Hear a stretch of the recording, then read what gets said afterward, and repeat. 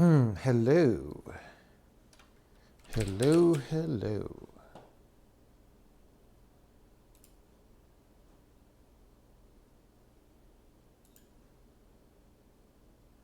I'm checking an email really fast.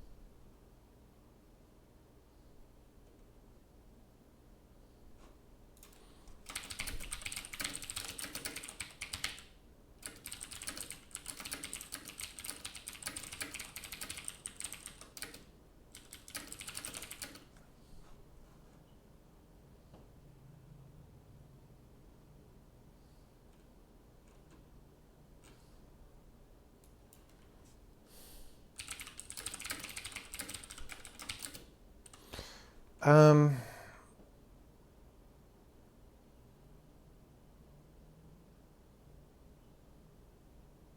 hmm.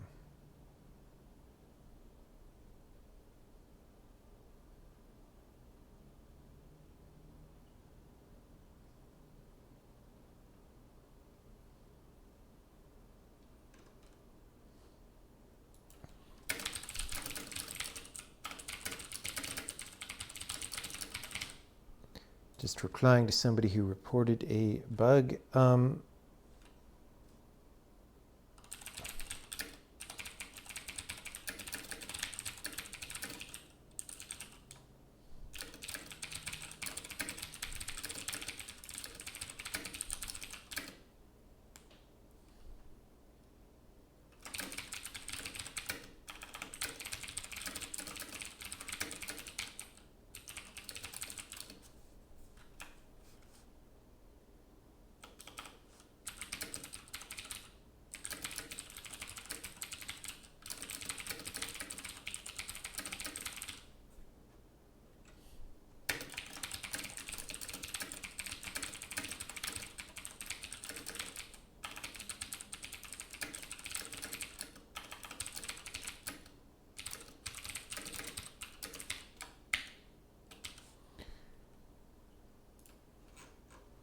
Okay.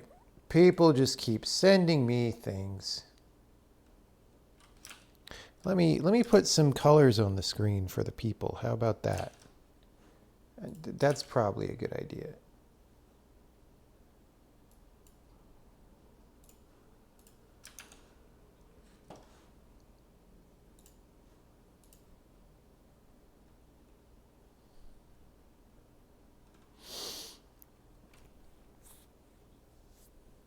Okay. So I'm just going to keep going on these bug reports that are infinite. We haven't even released this language to all the people on the internet who will whine that it's not exactly the color that they want. And we still have a lot of bug reports.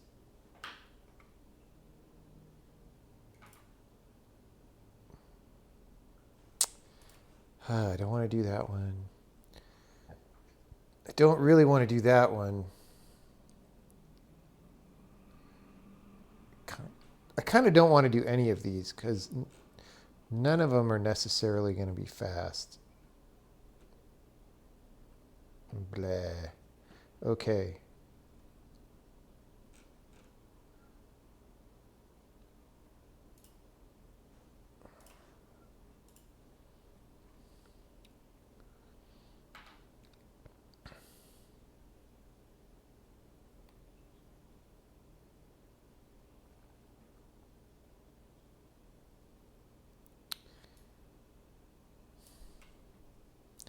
Let's look at this one.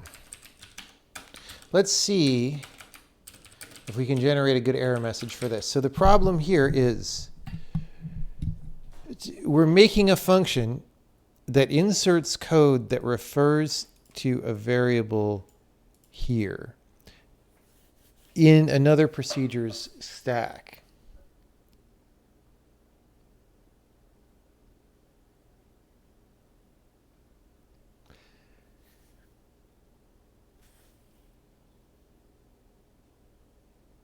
Which is a capability you didn't used to be able to have, so we don't really check for it. So when we compile this, we say, got a -1 emit result. This means, we were generating bytecode and we were looking for a value number for this thing, and it was -1. Which means the bytecode generator didn't generate anything for it.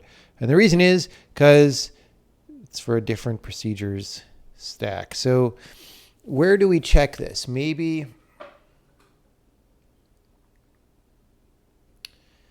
just when we do identifier. Adding anything to identifier is a little bit, to identifier type inference, I mean.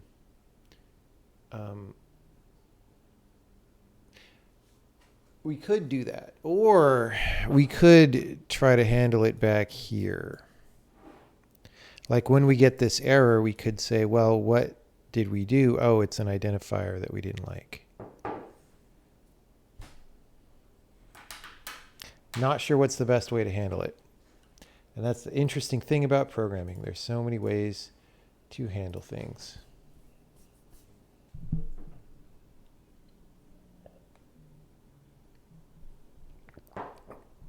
General const correct. So first of all, there's no such thing as const correctness. That's a propaganda term. Secondly,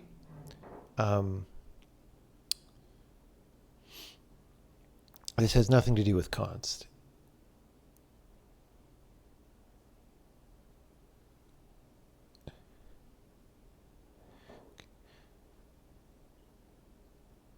It's a propaganda term invented by people who think you should program the way they do.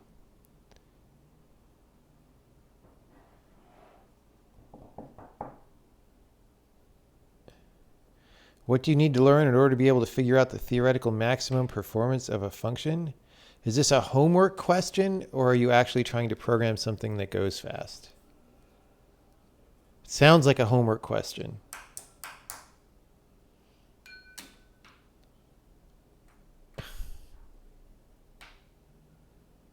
You don't know what else to call it? Don't call it anything. Just say, sometimes you make things const. Like what?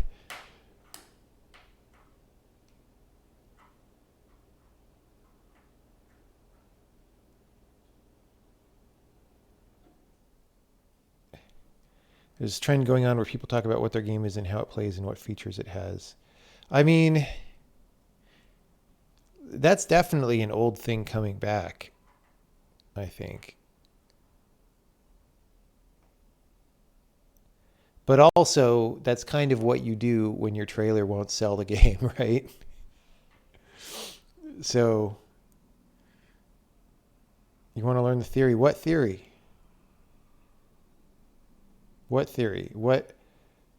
Are you asking an algorithmic complexity question? Or are you asking a how fast does a CPU run this function question? Because those are two different things, and I can't tell which question you're asking.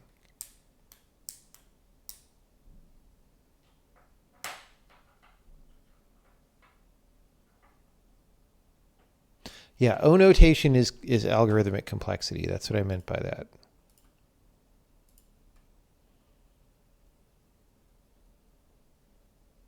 Working on your own business language. Compiler enhancements. Well, cool. We'll see if I can get through the questions and actually work on this.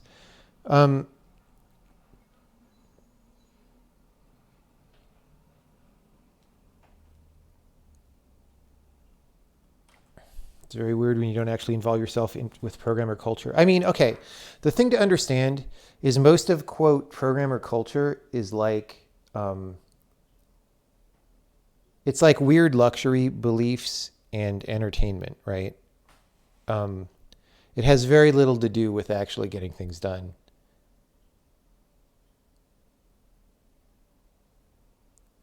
So yeah, it's all ignorable. Mostly. I mean, not 100%.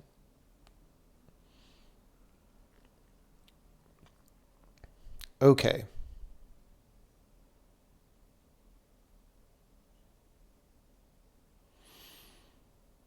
We got a -1 emit result, but the expression size was non-zero. My feeling is I'm maybe going to put this in the type checker, but I'm going to put a speed note that says, by the way, this almost never happens. So we could check for it in bytecode builder. But the reason I want to put it in the type checker is I want to err on the side of maximum robustness because, for example, maybe sometimes, I don't actually know, I haven't audited the code. Maybe sometimes if you pass an identifier that goes into somebody else's stack, we'll accidentally emit something for that.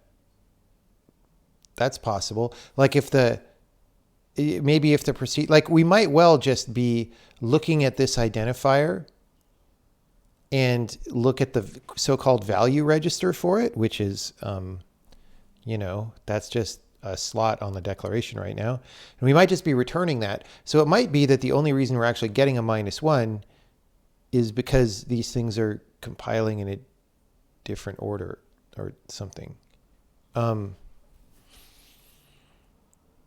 Although actually, yeah, no, that's probably true. And so it might be possible to make it happen the other way around. So I want to put it in the type checker, but I also want to put a note saying, yeah, you almost never need this.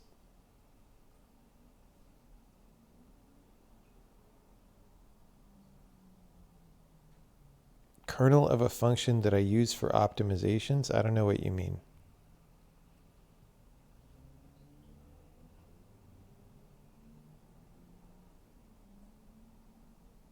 I mean, the question I'm asking is, do you want to learn a mathematical thing from computer science, or do you want to learn how to optimize actual programs?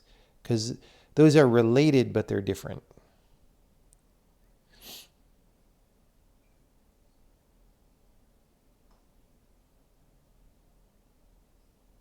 Like O notation stuff matters when you're optimizing an actual program, but it also doesn't matter. Like it matters sometimes. And sometimes the things that matter are orthogonal to it.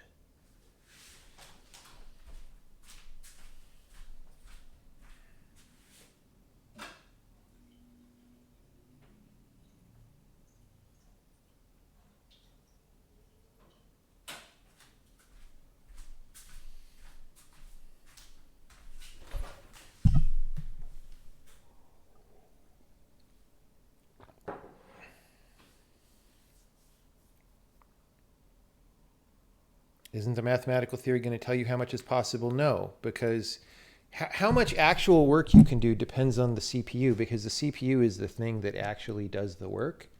And mathematical theory of your programming language doesn't know anything about the CPU, okay? Like the literal definition of how much work you can do is how many cycles of the CPU it takes to do those things. And that varies drastically on different types of machines. So your program by itself does not determine how fast it runs.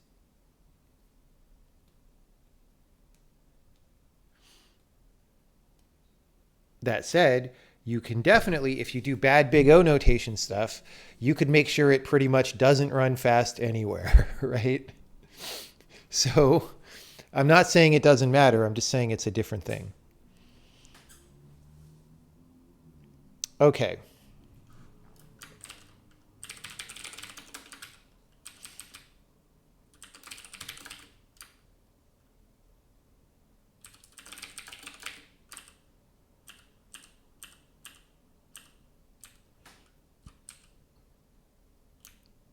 Okay.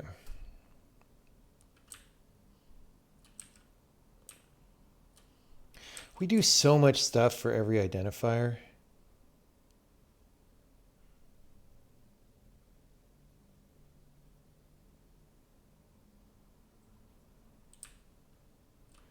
Like this would make the compiler faster to cut down a lot of this stuff.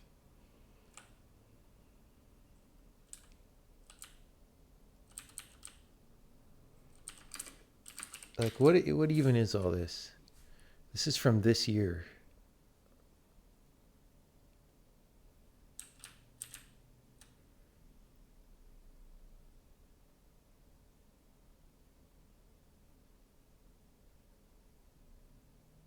Oh my God, I don't remember doing any of this stuff. Actually, I kind of vaguely do.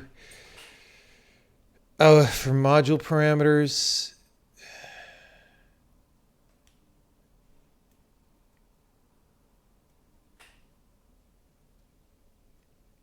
Yeah, okay. Okay. Anyway, here we go. So when we resolve this thing,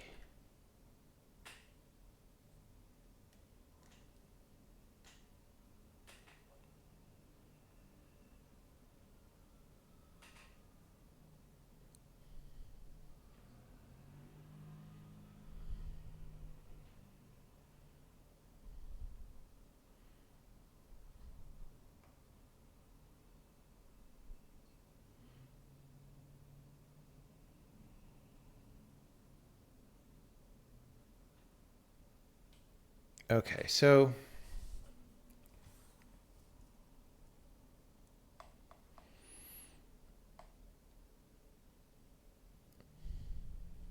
here we're sort of checking if we're inside the body of a procedure.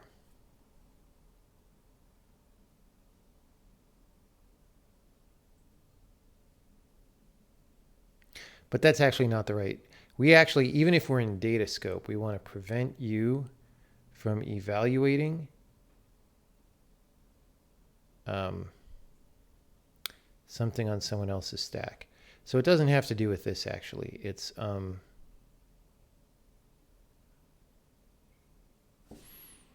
do we still have a stack allocated flag? Oh, that's in the back end. Oh, although, yeah. Okay, so we'll just say if it's non-constant. Okay.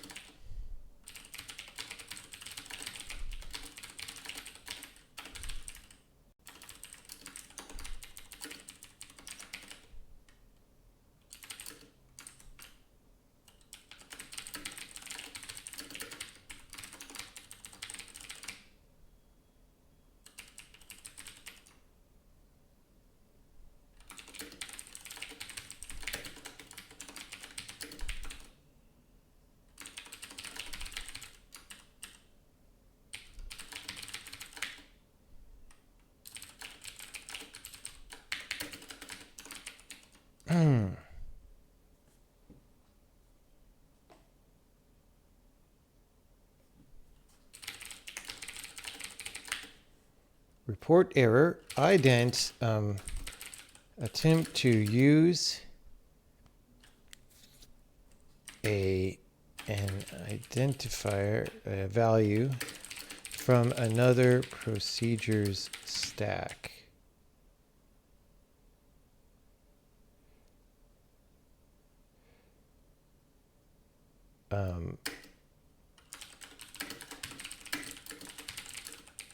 Another procedure,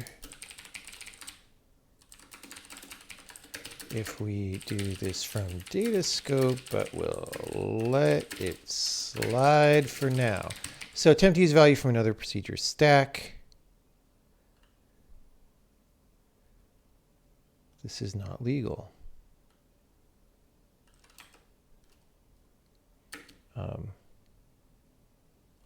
This cannot be done. Okay. Report info.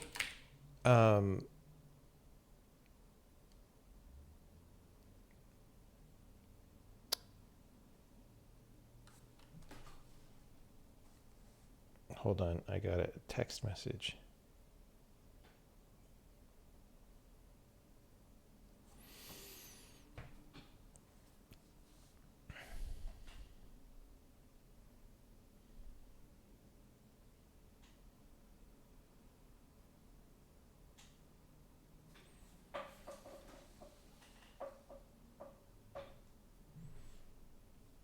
I gotta set an alarm. It's tax day for me tomorrow.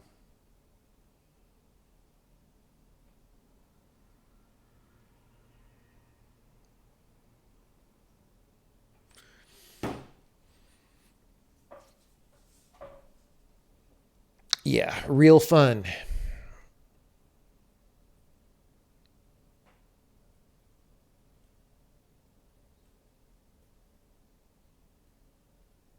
Okay. Report error. Attempt to use a value from another procedure stack. This cannot be done. Report info. I want to say both. What procedure we're using this in. If so.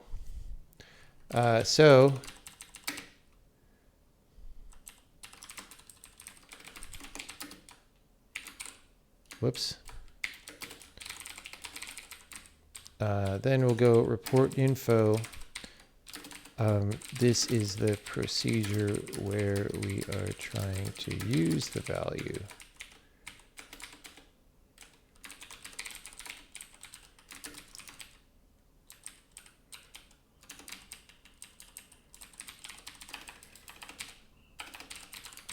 Okay, and then we want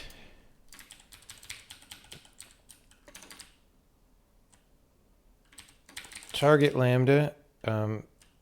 This is the procedure whose stack contains this, which is that. Okay. Dang it.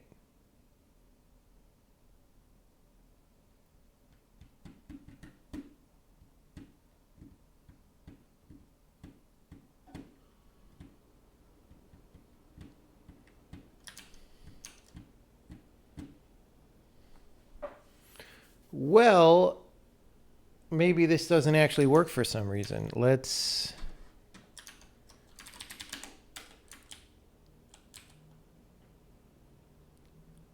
We could break on the identifier S, and the problem is we're going to have several versions of that.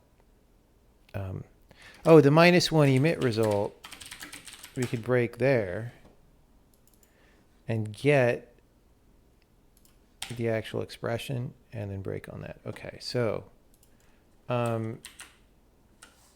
it is an identifier. It is probably S, but there we go. Okay, and then we can go back over to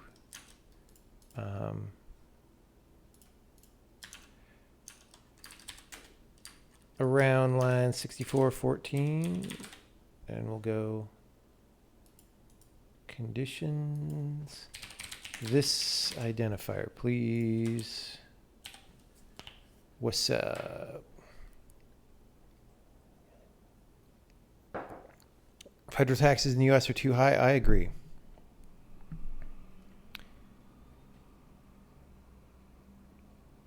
No, I pay like 60% taxes, guys. It's insane.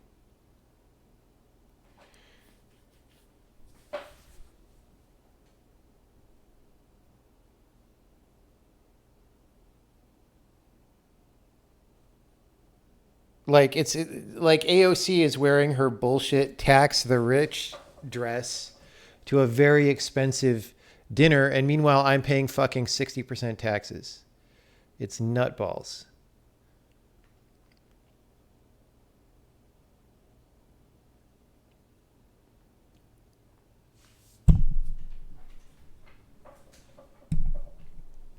Yeah. I think part of this is that every CPA I've ever talked to actually gives me bad financial advice, and I have to restructure the way things work. But, dude, we would have so much more money to make games if taxes were not so high. Holy crap.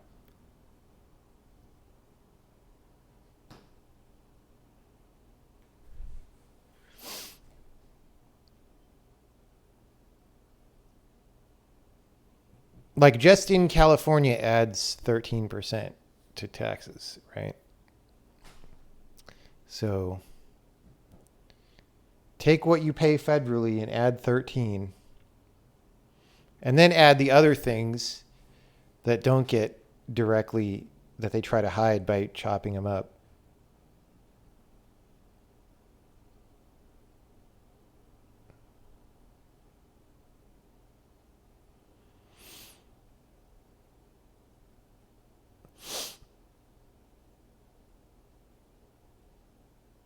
Got to incorporate in Delaware. Yeah, I know. It's just I got a lot of advice that that wasn't the right thing to do, and now I think that every CPA I ever talked to was incompetent.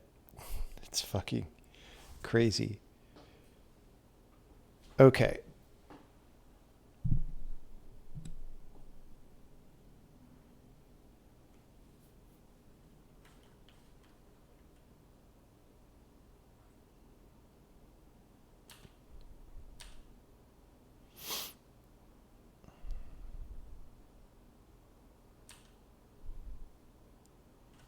Okay, interesting.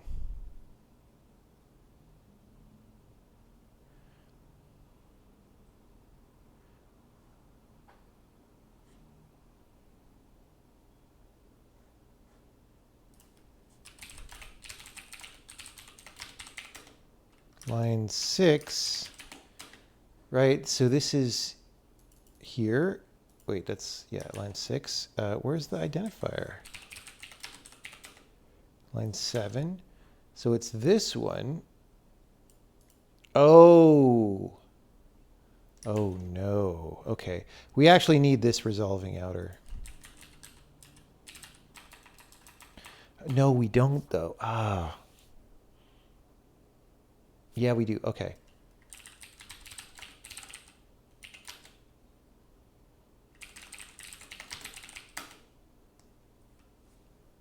Oh, we don't have it yet. Step. Okay. So we need to say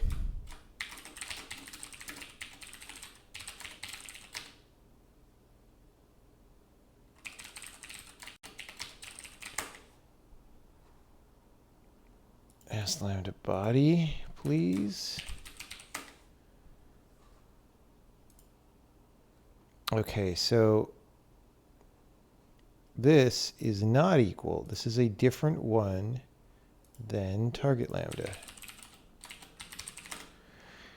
So that is the thing. Okay, so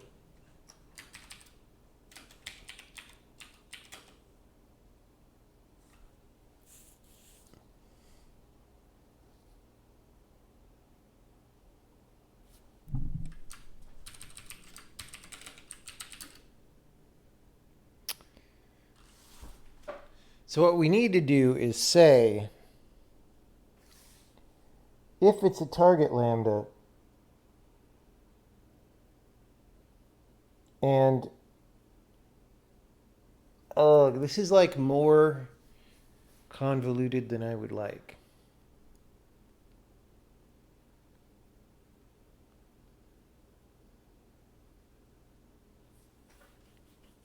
Okay. Hang on. We shouldn't do this here because that involves some other checks. We should do this here. And we should say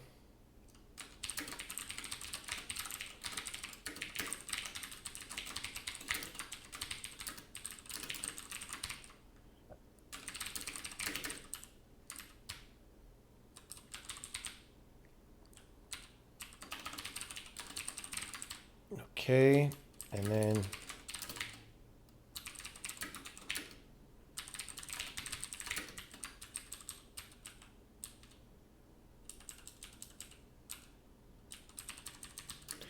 put this in, is constant up here.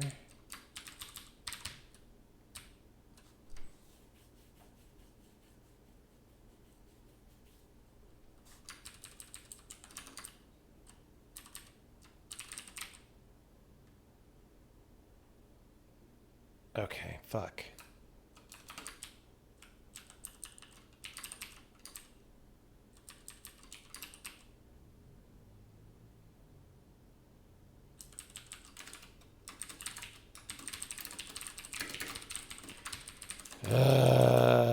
Okay.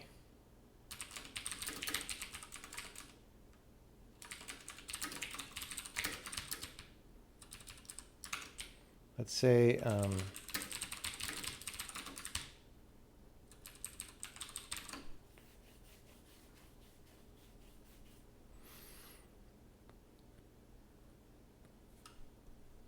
okay.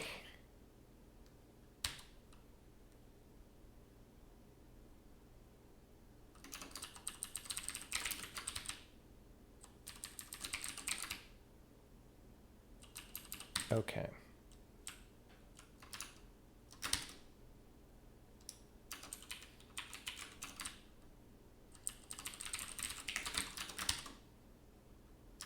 Here we go. Damn it.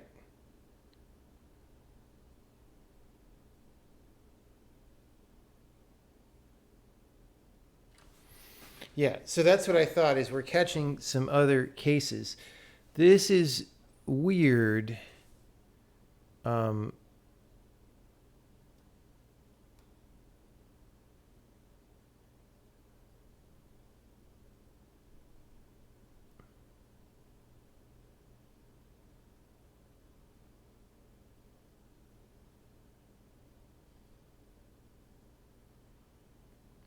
Let's look at that.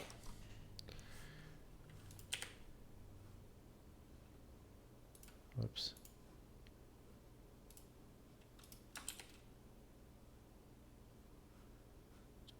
Why does it move the buttons all the time? All right. Like it moves them from there to back there. I guess I should try to fix it, but it'll drag everything. Dude, I don't know. It's the worst design ever.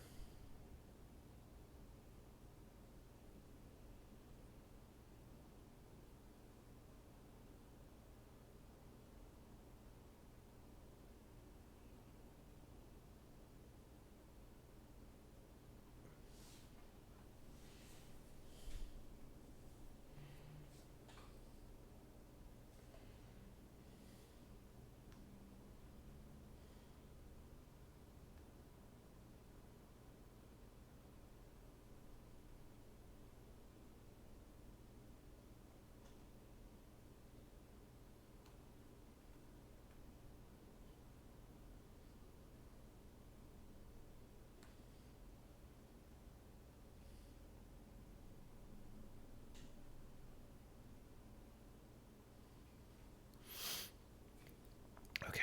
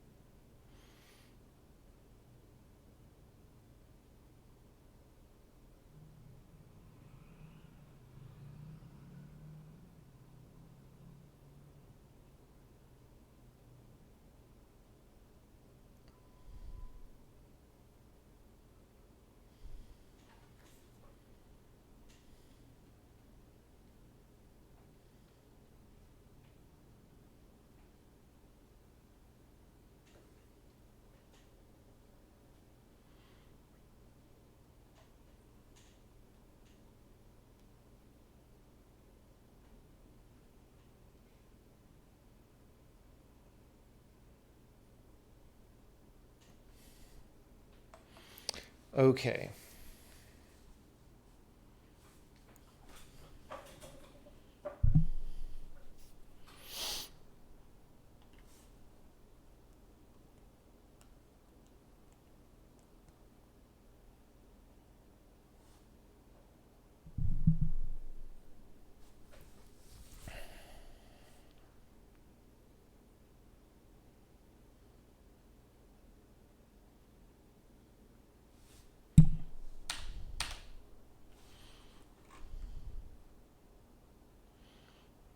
No, wait, I just set a breakpoint there. That's not going to help. Let's just put there. Boom. Okay. So, what are we even saying here?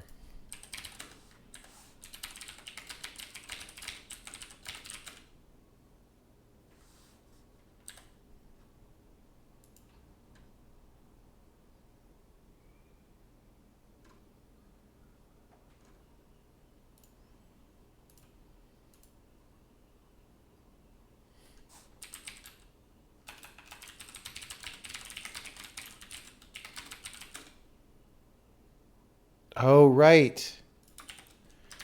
There's two cases here. Yeah.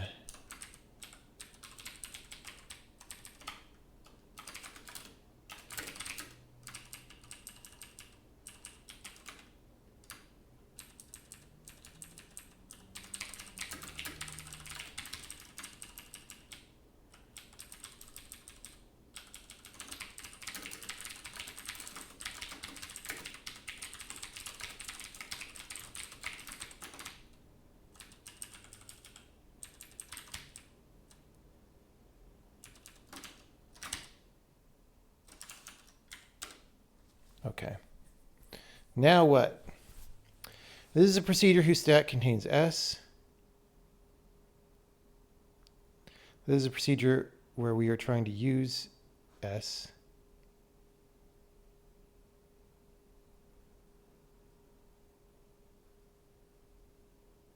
Okay. It's a lot of info, but you can use it.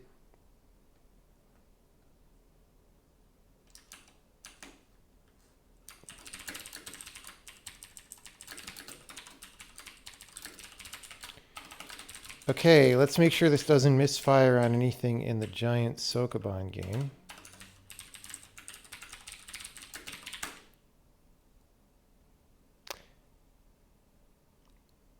Oh God.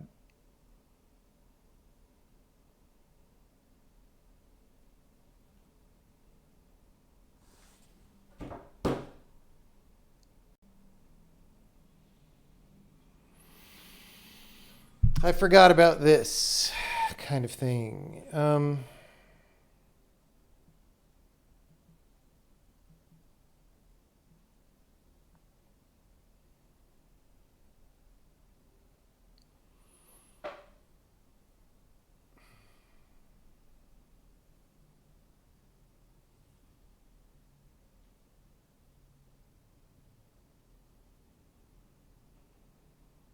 So this is complicated. I might actually want to say phi on this and fix it the other way at this point because we're adding a lot of complexity for this one thing.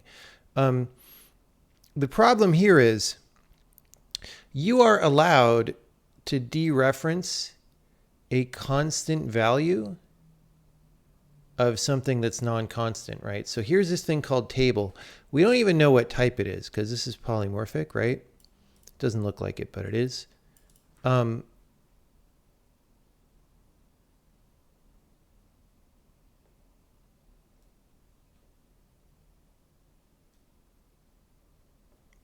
You're allowed to use that identifier actually, and we're trying to say you can't. And that's not good. You're actually allowed to as whatever's on the right-hand side, as long as whatever's on the right-hand side is constant.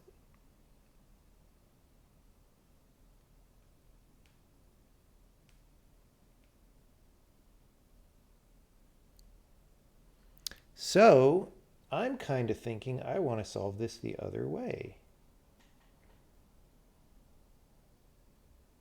Because to solve this here,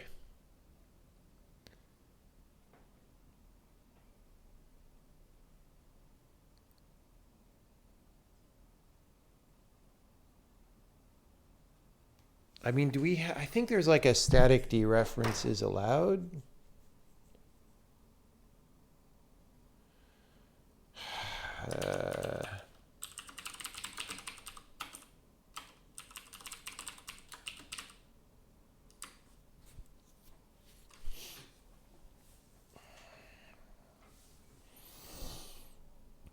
But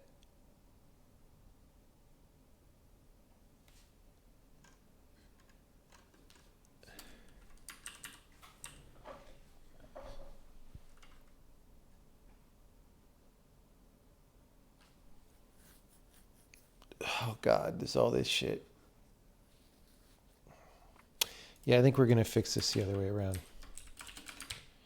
Let's try that. All right.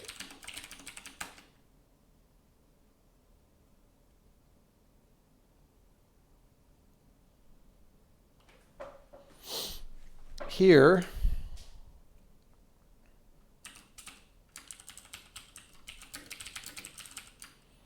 got a -1 emit result. Okay.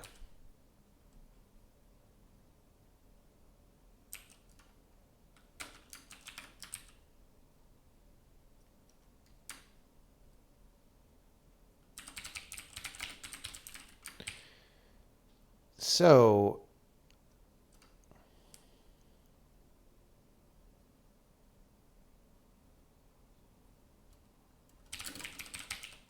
bool handled equals false.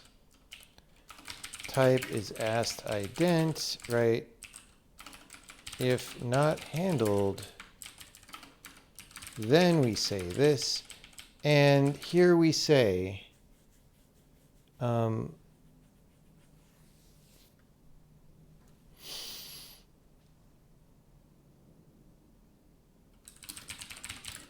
we have to explain this. Oh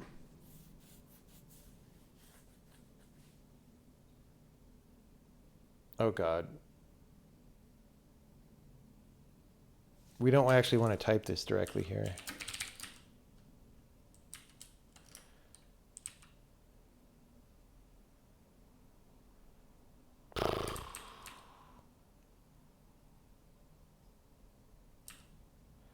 Like, this is all just in calling procedures. There could be other times that this happens, actually. So what if, for example,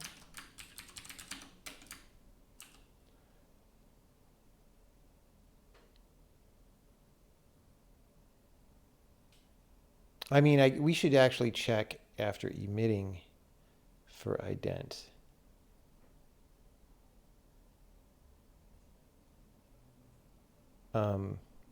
So we copy string of S. Instead of that,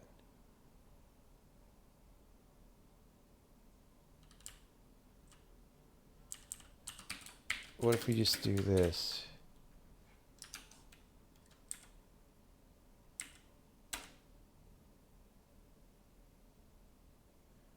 Okay, well, we actually have to recompile without our thing that mostly kind of works.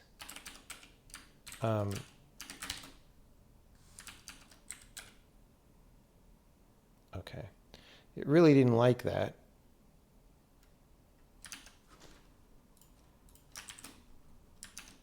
Which it shouldn't.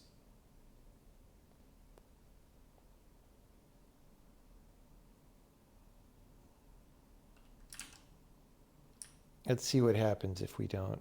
I feel like it won't catch it at all. Yeah.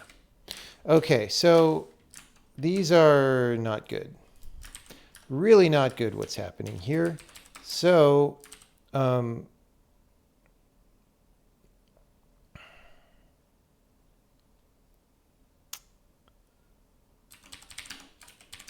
instead of putting the check here, we're going to have a trail of bloody no check-ins here.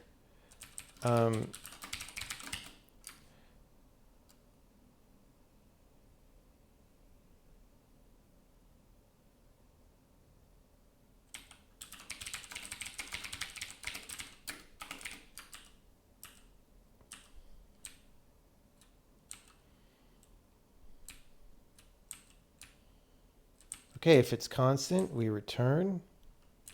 If it's in data scope, we return. Otherwise,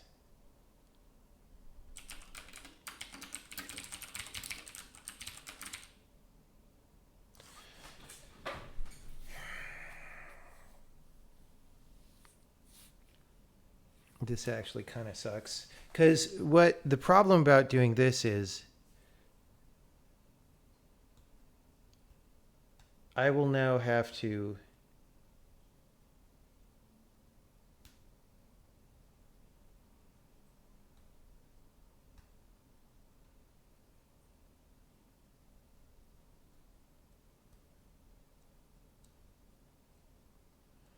I mean, you can actually do more weird stuff than this. You can refer to identifiers anywhere. Like you could refer to an internal member of a struct, which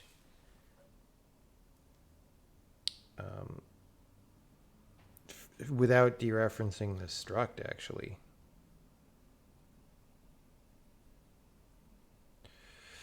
So now I'm starting to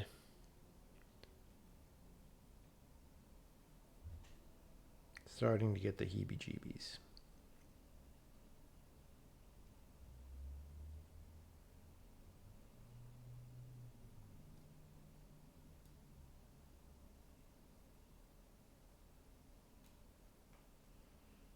Okay, so for example,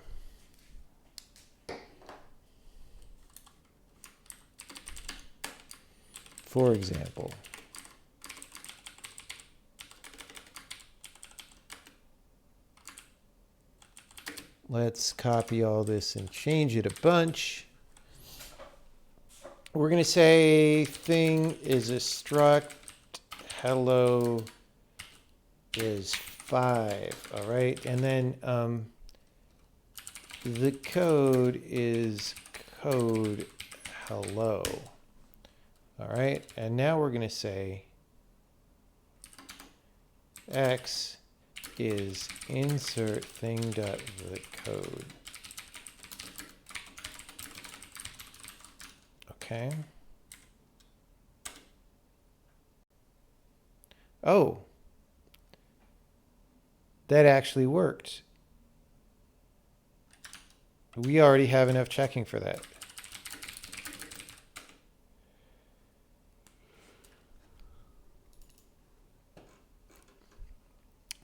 Follow constant import links. Right. Okay, so the reason that we actually check for this is because using can do this.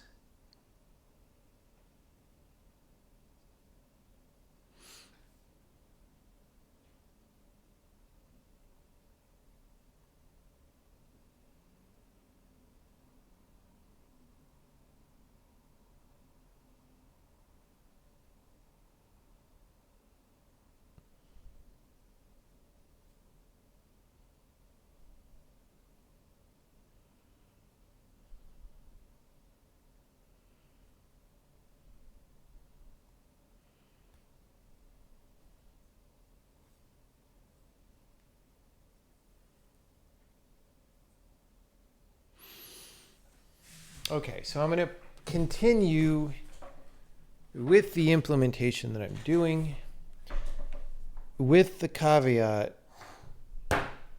Actually, no, let's try one other thing. Because the problem is there's another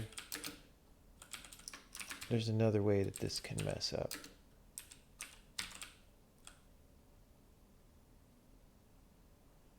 I think.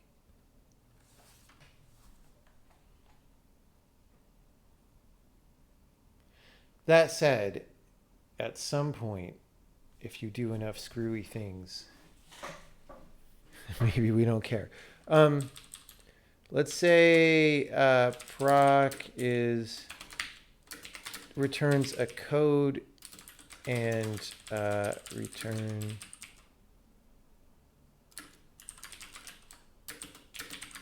okay. The variable colon equals insert run proc.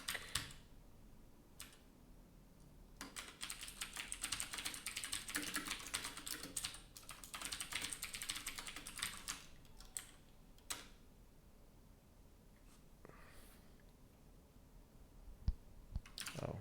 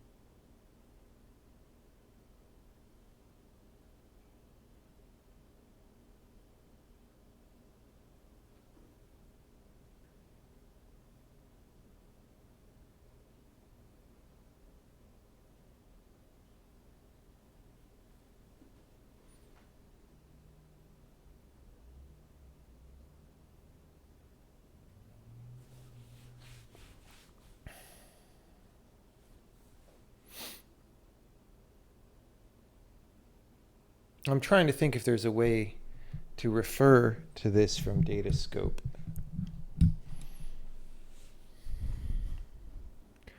I guess we don't return code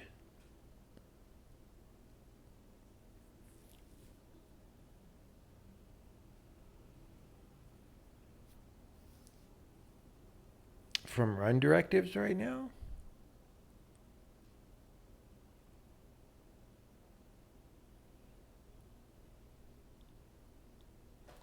I'm actually not sure.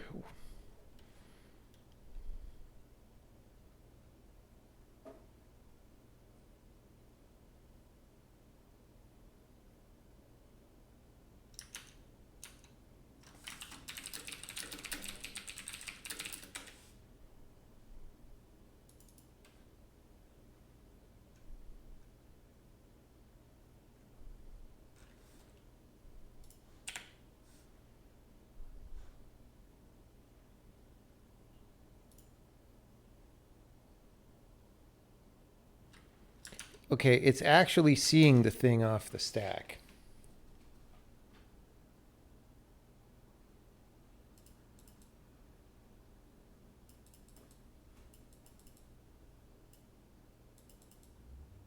Which is awful.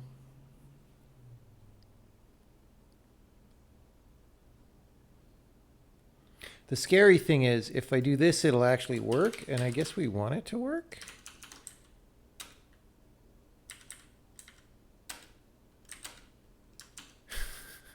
Like, how crazy is that?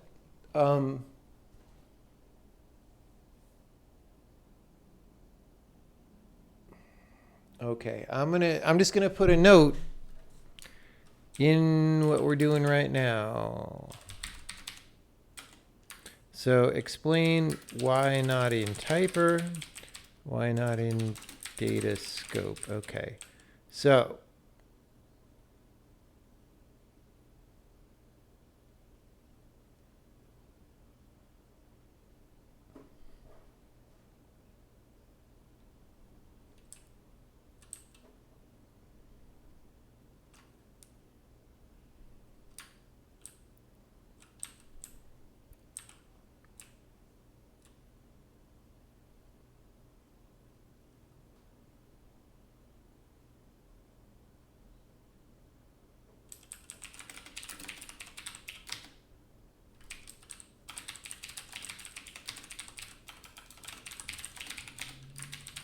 we're gonna do this thing again.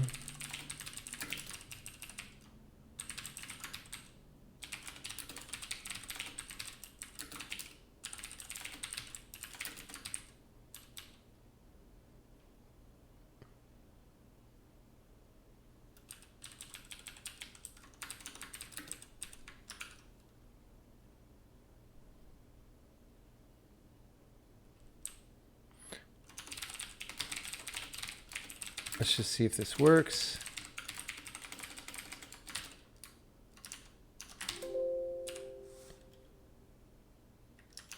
It's not called Expr.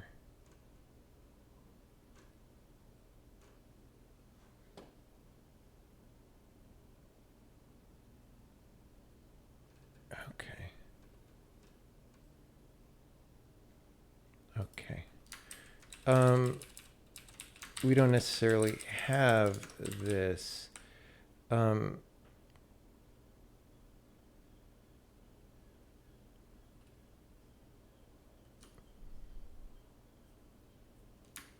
don't know. Let's just do that for now. Site.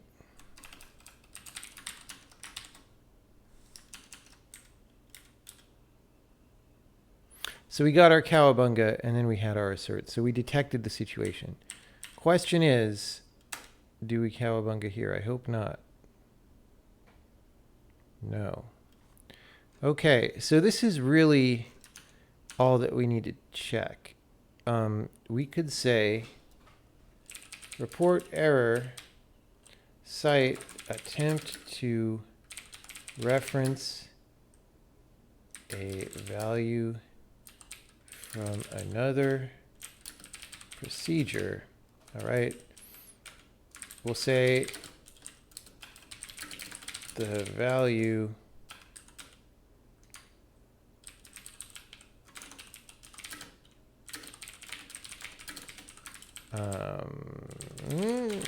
like that, and if site type is asked ident,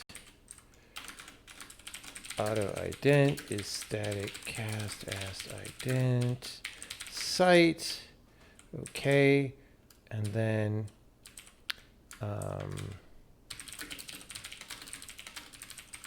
and printf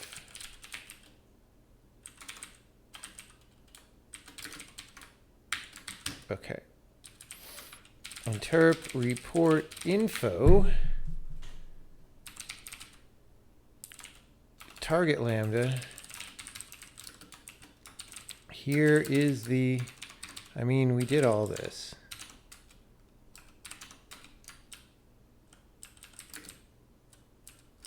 We did all this. If, well, we know current lambda.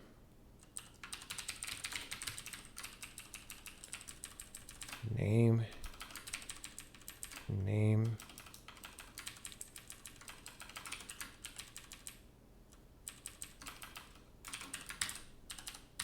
Okay. And then we'll return -1, indicating that we have failed. Okay. Does Sokoban go? Still, yes. Excellent. Here. Attempt to reference a value from another procedure's stack. This cannot be done. That was our awesome phrasing before. It cannot be done. All right. This is a procedure whose stack contains S. This is a procedure where you're trying to use the value of S. So this is weird because like this isn't actually, the actual site is the insert site, right? But that might get more clear later if we change the way we do insert.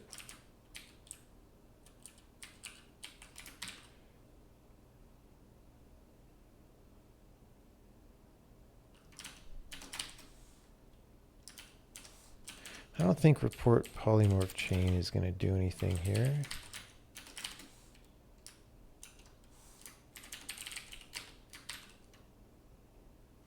Hold on.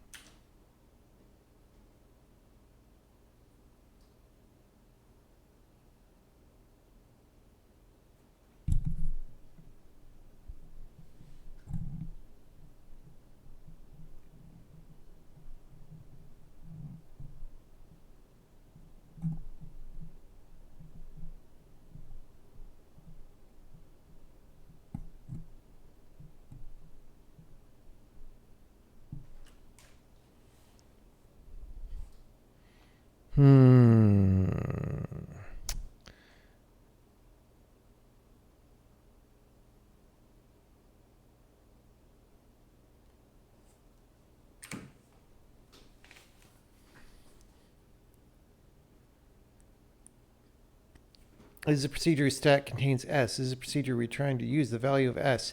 This is not showing us the insert point, which we would like.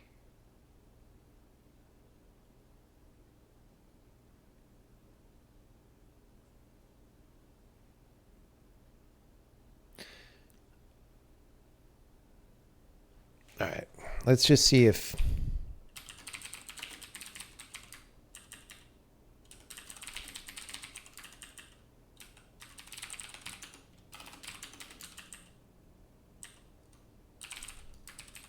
okay.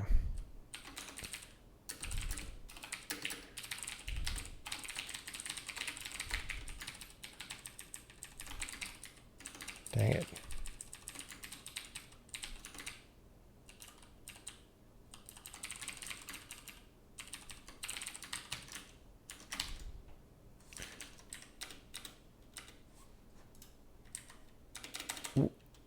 Why can I not type into this window?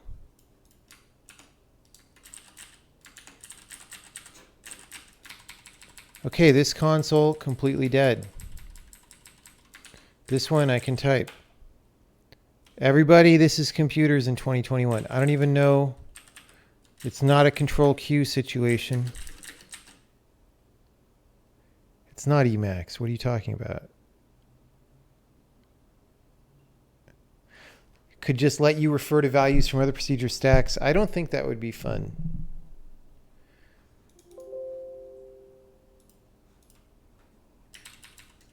Yeah, it's just dead. All right, rip.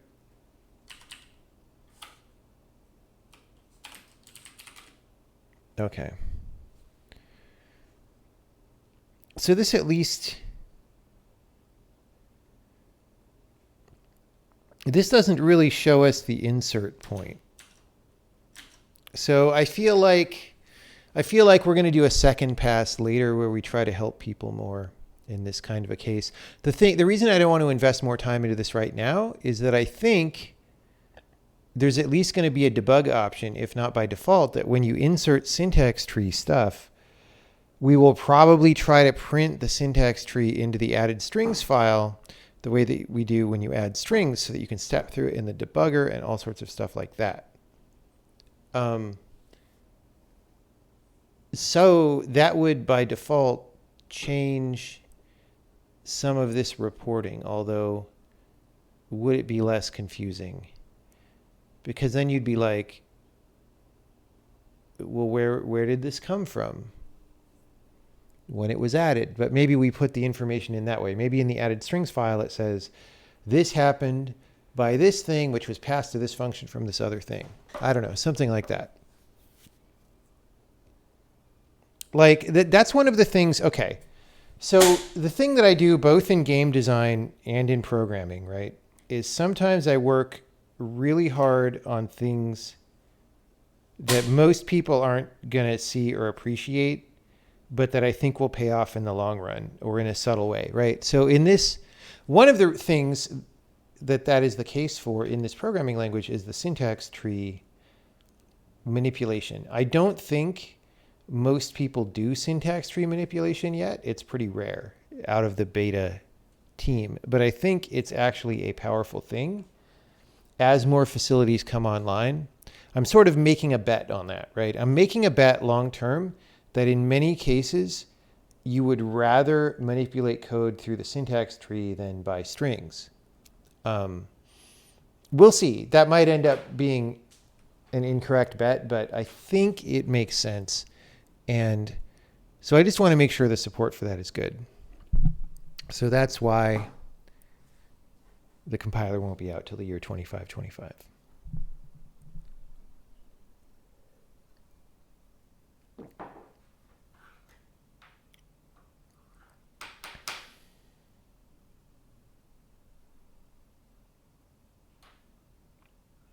What's an example? Well, one function that I was going to sit down and write the other day was just like almost like a syntax tree regex function, right?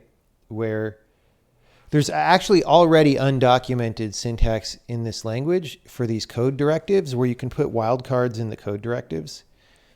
And then you could pass that to a function that matches that against code that you have and like gives you, like if anyone ever used Perl or something, how you would get like an array of matches for the regex that you match against the string. I guess a lot of things do that now. You could do that just with syntax trees, and that would be a very powerful way of searching stuff. You've done AST macros in NIM, and it's a lot more work than just building a string. Yeah, but with the syntax tree here, you know types of things, and you know, like you can make small changes to things without tweaking an entire string, right? I mean, we'll see. We'll see.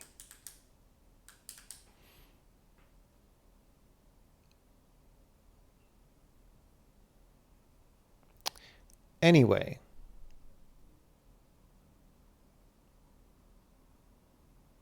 Like people, like that's sort of the experiment, is just to make it good, and then we'll see what people use. And if they use strings, then they use strings, and we'll see if we can make the ask better. And if we can't, then hey, we did the research, right? So we want to at least do the research and give it a try. Look at all them subs rolling in, man.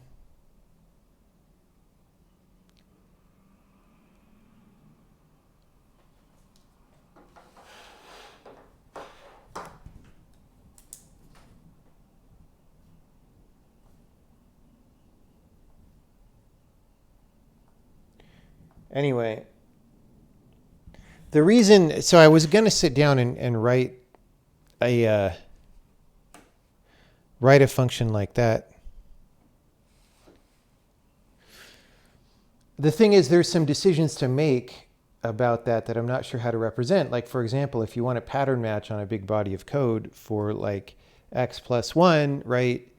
Do you want 1 plus x or don't you? And sometimes you might, and other times you might not. So there's obviously got to be some control flags about how you treat the different things.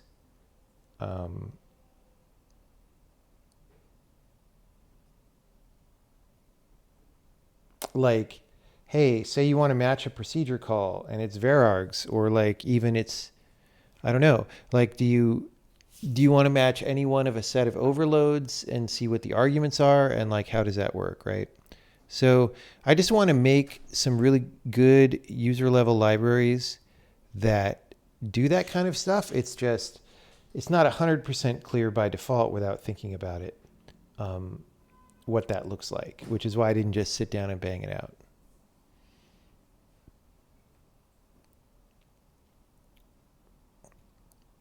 Anyway, let's make sure this doesn't misfire on the tests.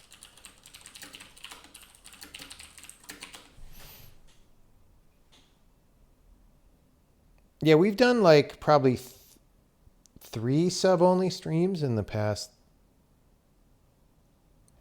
7 to 9 days. I don't know. We've done some.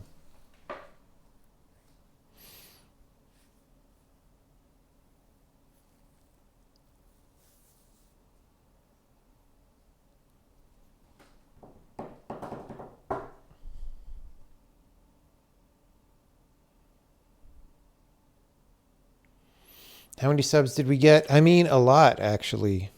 Like, our sub count is well more than double what it was before the sub-only streams. So, that's cool.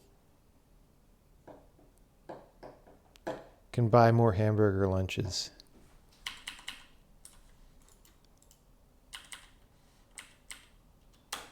Did this console ever wake up? Nope, it's dead forever.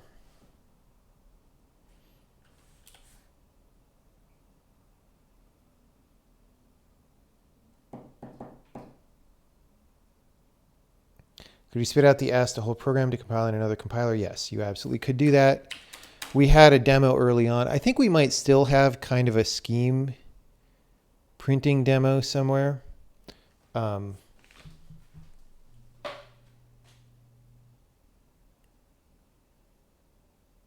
I don't know.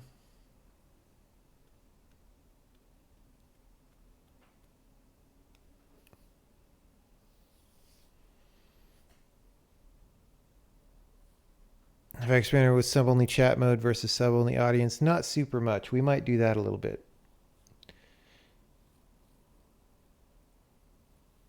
It doesn't do the null thing anymore. Yeah, that's true.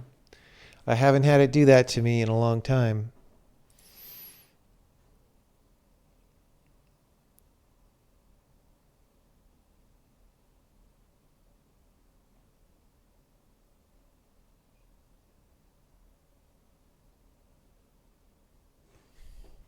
I mean, look at chat right now. It's mostly subs chatting anyway.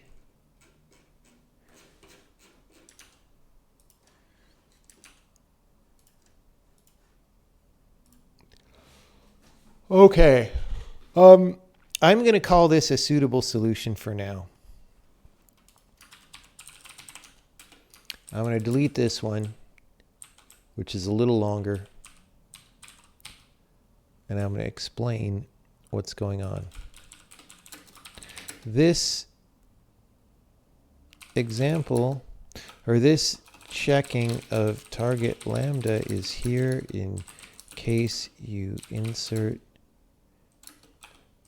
code created that references something on one procedure's stack into another. This is a pretty rare case, so it is a bummer that we are checking for it all the time. We could maybe check, well,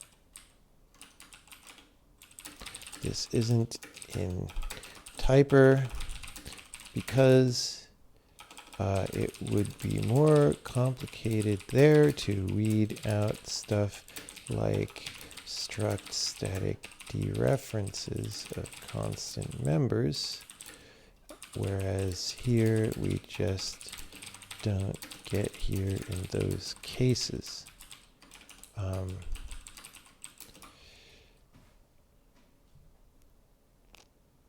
Because this check isn't in Typer, we are also not checking for the case of an identifier in data scope referring to someone else's stack, but this is already prevented by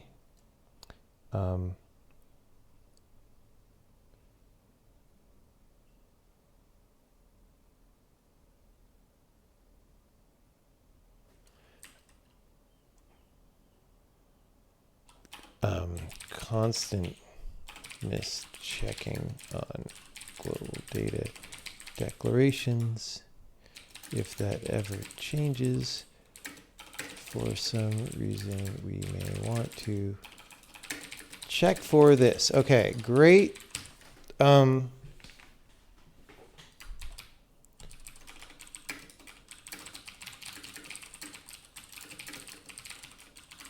Okay, great.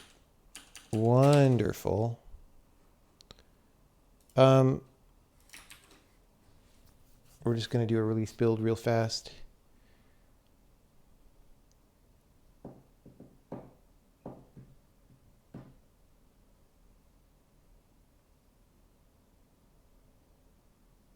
Going to stream for Luminosity Gaming. Yeah, who knows? Who knows, man? Okay. Boom. We are running. All right. This may be the only bug that we fix because I'm supposed to go to dinner tonight. So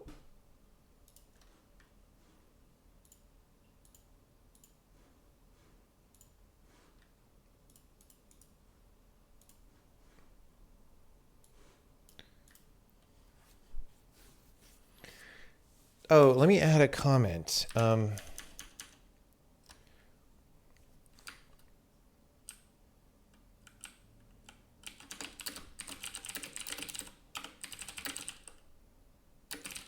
Would be to do a pass across codes that are inserted at the time of insert to validate where they point. It sounds expensive to do that pass, but maybe less expensive than checking every single declaration.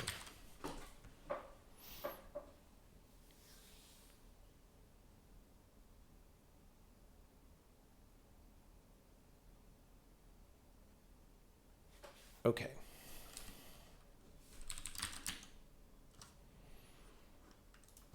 Fix code directives that point at other procedures stacks.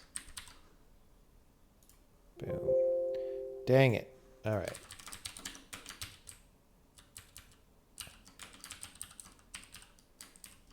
When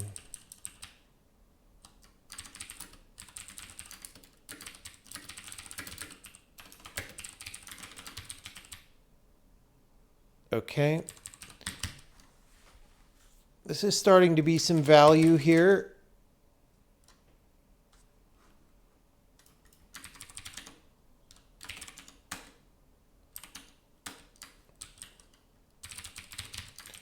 Oh, this was my other attempted thing. Okay, since we did all that, let's just make sure we didn't break it. We'll run all the tests.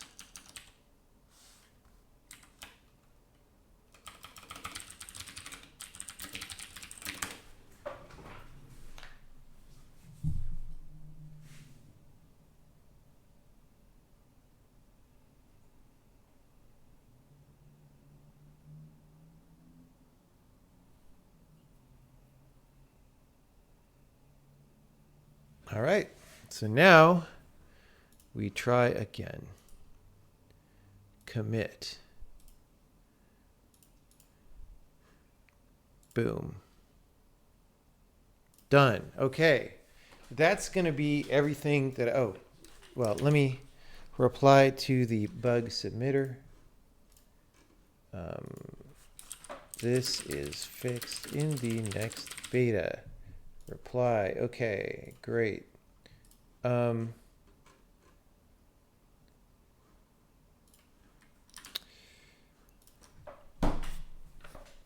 How's it going, everybody? Any questions about what we were doing there? Any ideas?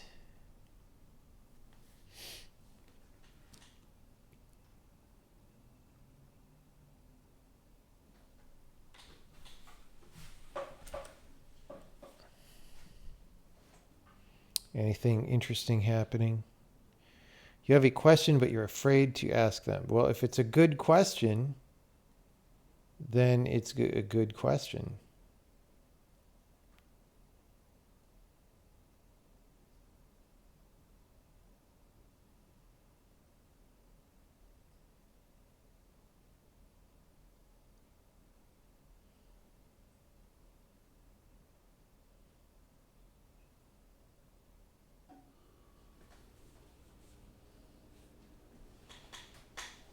No, they're stupid questions. Oh, well, don't ask them then. I don't like stupid questions. Could you make a shell script to build the compiler and then run the tests? I mean, I just don't care.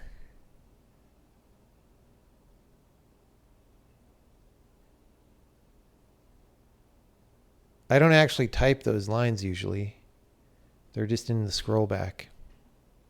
What's for dinner? I'm going to some fancy 2-star Michelin restaurant where they put tiny fish eggs on your plate covered in canola oil. I don't know. I don't know.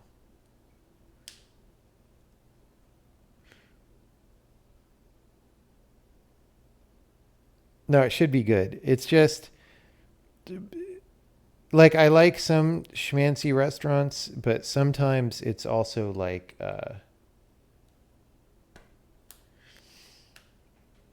sometimes I just want a hamburger, man. You know? Any special occasion? I'm just meeting up with someone who I haven't seen since pre-COVID who lives out of town.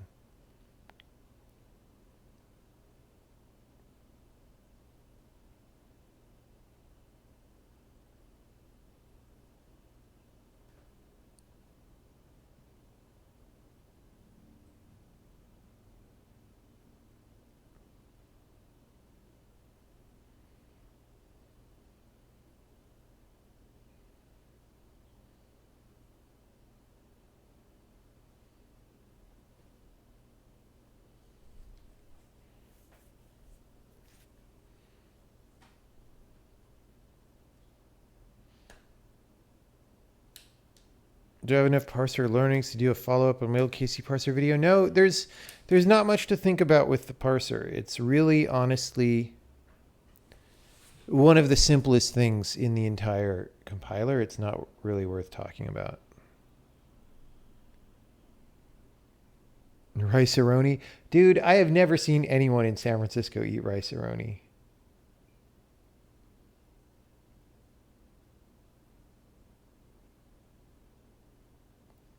Does it even exist anymore? I don't know.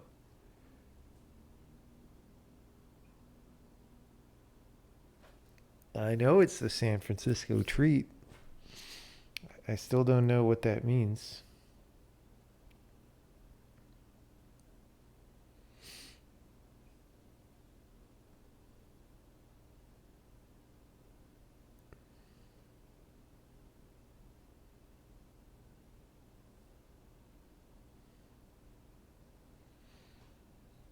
Have I looked at Rust proc macros at all? No.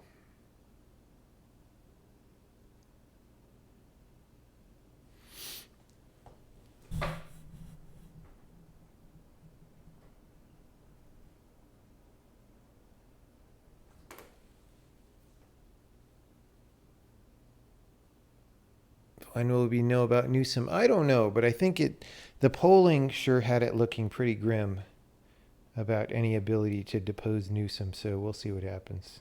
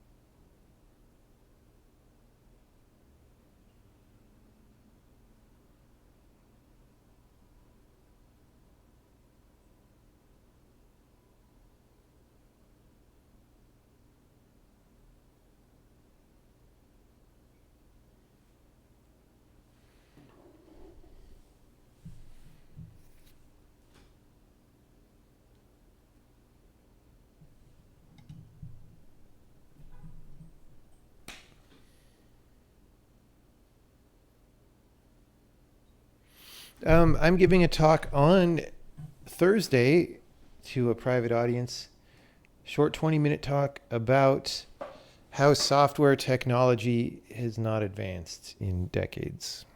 And I'm going to try to convince people of that who are in the middle of Silicon Valley. We'll see what happens. Procedure is marked inline or procedure is marked expand with no backticks in it. Is this conceptually the same thing? Not exactly.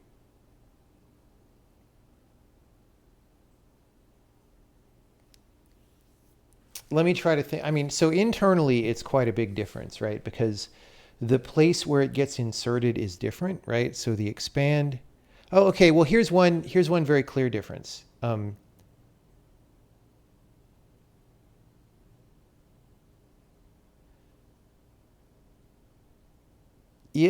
If it's in the scope of the outer procedure, the macro can use the variables in the outer procedure, but the inline procedure can't. Although it's quite possible that we should make that legal because it would be able to see them.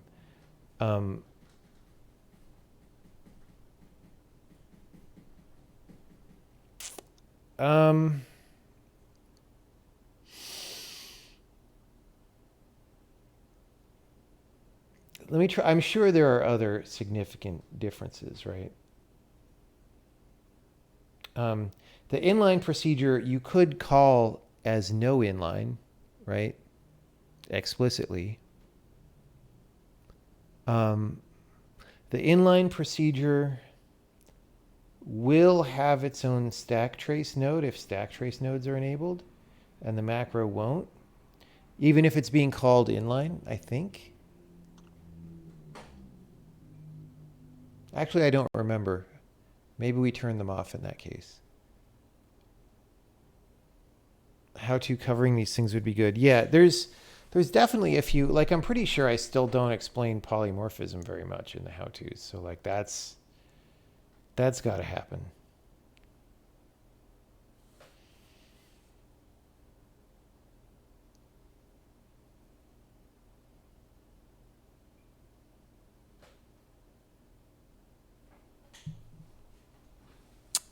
Definitely some how-tos. Like I should make some time soon to just bulk up on the how-tos, right? Because it's been a while since any were added. That would actually be good. Like if anyone else who's in the beta wants to just on the Discord, maybe in the questions channel, just suggest there. Because if it's here, it'll scroll off and get lost. But just suggest there. What do you think would be good how-tos? And I don't guarantee that I will do those, but you know, it's good to see what people think would be useful to cover.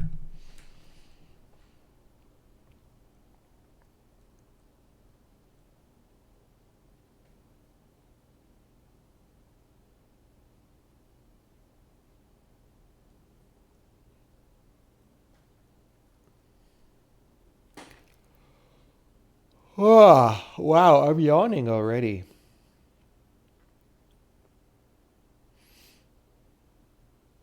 Which is weird because I had a nap today.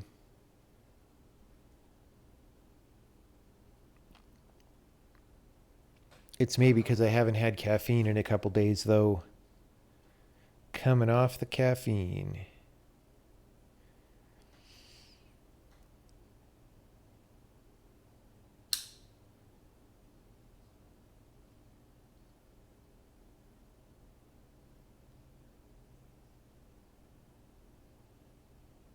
No, back-end developers don't know how a computer works either. Like, it's a bad situation.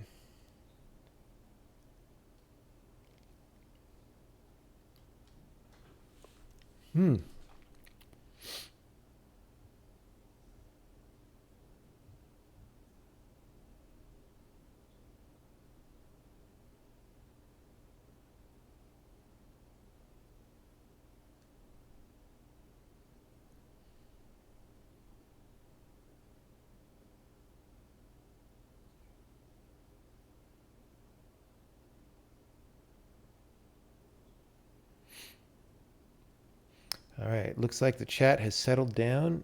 So, well, I'm not saying all back-end developers don't know how computers work. I'm just saying I've heard from I've heard many stories. Many stories. In fact, there is a very good documentary about back-end development if you haven't seen it, and I will leave us with this.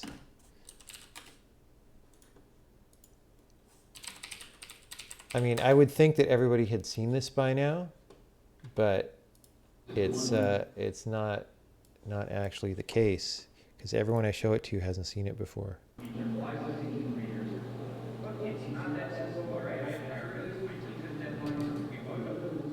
still not understanding this. Why is it so hard to display the birthday date on the settings page? Why can't we get this done to work? Look, I'm sorry, we've been over this. It's the design of our backend. First, we have the Bingo service. See, Bingo knows everyone's name, so we get the user's ID out of there. And from Bingo, we can call Papaya and MBS to get the user ID and turn it into a user session token. We can validate those with Omnop, and then, once we have that, we can finally pull the user's info down from Raccoon. Yeah, but couldn't the Raccoon team basically just... No, Raccoon isn't guaranteed to have that info. Before we do this, we have to go to Wingman, do a query to see if the user is willing to take it to the next level, or if they're just playing the field. Now, Wingman is cool, but he doesn't store any user info himself. He has to reach out to other user info provider services, like RGS, Barbie Doll, Ringo 2, BLS. But how does it know what all the user provider services are? Well, for that, it has to go to Galactic, all-knowing user service provider aggregator. While Galactus has omniscient knowledge of all current user info providers, it doesn't have future sight or knowledge of past user info providers, so it expects a time range. To get all the current user info providers, we need to pass a time range with current time and a time representing the end of the universe. So we get the EKS, our entropy chaos service. EKS is being deprecated at the end of the month for Omegastar, but Omegastar still doesn't support ISO timestamps like they said they would a month ago, So until a megastar gets their fucking shit together, we're blocked. We can't sign up for our use case, we can't use EKS, there's nothing we can do. So Galactus won't be able to find our new birthday boy provider, which means Wingman won't know how to talk to anybody, which means I won't be able to find true love and I'll die alone.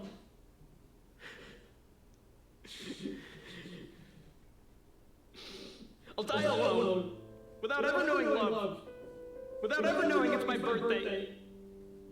We're blocked, okay? We're blocked, you sad, pathetic little product manager. You think you know what our users want? You know nothing of my pain, of Galactus's pain. You think you know what it takes to tell the user it's their birthday? You know nothing.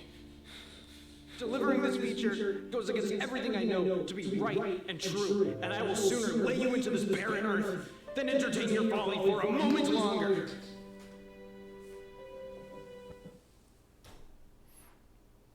Alright, so clearly this is a blocker.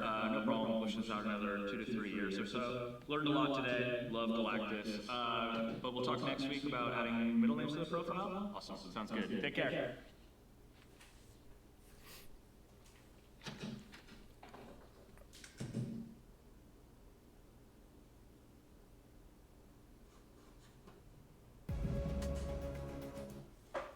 Okay, so that is everything you need to know about programming.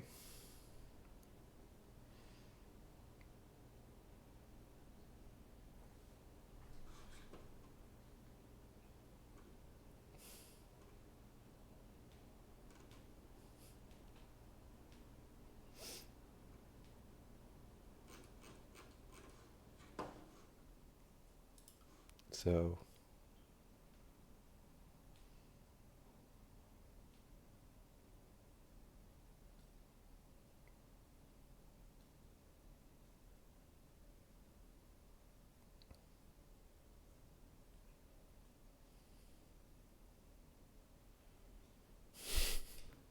all right, thanks everybody. I'm getting out of here. See you later. Good night. Good night. Good night. Good night. Good night.